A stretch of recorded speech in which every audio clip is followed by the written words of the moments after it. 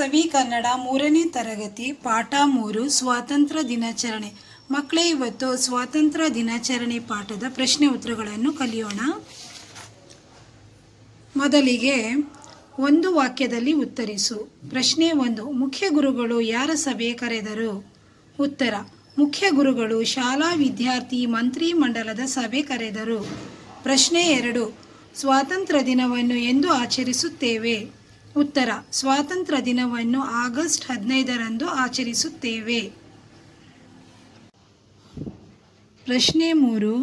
ಯಾರು ಕ್ಷಮೆ ಕೋರಿದರು? ಉತ್ತರ: ಐಶ್ವರ್ಯ ಕ್ಷಮೆ ಕೋರಿದರು.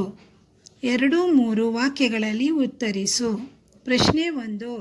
ಮಂತ್ರಿಮಂಡಲದ ಸಭೆಯಲ್ಲಿ ಯಾವುದರ ಬಗ್ಗೆ ಚರ್ಚಿಸಿದರು? ಉತ್ತರ: ಮಂತ್ರಿಮಂಡಲದ ಸಭೆಯಲ್ಲಿ ಸ್ವಾತಂತ್ರ್ಯ ದಿನಾಚರಣೆಯ ಸಿದ್ಧತೆಯ ಬಗ್ಗೆ ಚರ್ಚಿಸಿದರು. ಪ್ರಶ್ನೆ 2. ಸ್ವಾತಂತ್ರ್ಯ ದಿನಾಚರಣೆ ಎಂದರೇನು? ಉತ್ತರ: ದೇಶ ಸ್ವತಂತ್ರವಾದ ದಿನದ ನೆನಪಿಗಾಗಿ ಪ್ರತಿ ವರ್ಷ ದೇಶಾದ್ಯಂತ ಆಚರಿಸುವ ಹಬ್ಬ.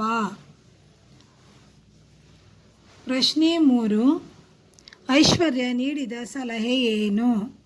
ಉತ್ತರ: ಐಶ್ವರ್ಯ ಧ್ವಜಸ್ತಂಭದ ಸುತ್ತ ರಂಗವಲ್ಲಿ ಹಾಕುವ ಸಲಹೆ ನೀಡಿದಳು. ಪ್ರಶ್ನೆ 4.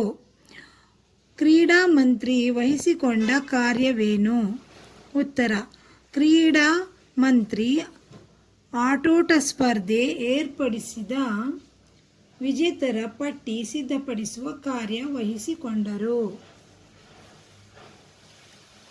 ಪ್ರಶ್ನೆ 5. 3ನೇ ತರಗತಿಯವರು ವಹಿಸಿಕೊಂಡ ಕಾರ್ಯ ಯಾವುದು? ಉತ್ತರ: 3ನೇ ತರಗತಿಯವರು ಧ್ವಜಸ್ತಂಭದ ಸಿಂಗರಿಸುವ ಕಾರ್ಯ ವಹಿಸಿಕೊಂಡರು.